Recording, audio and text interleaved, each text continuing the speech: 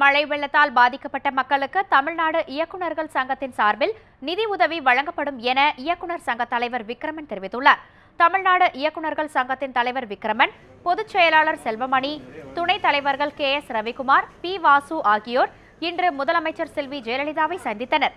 பின்னர் செய்தியாளர்களிடம் பேசிய விக்ரமன், இயக்குநர் சங்கத்தில் உள்ளவர்களில் 64 பேர் தங்களின் உடல் உறுப்புகளை சென்னை ராஜீவ்காந்தி அரசு மருத்துவமனைக்கு தானமாக வழங்கியுள்ளதாகவும், இதனை முதலமைச்சர் செல்வி ஜெயலலிதாவிடம் நேரில் சென்று தெரிவித்ததாகவும் கூறினார்.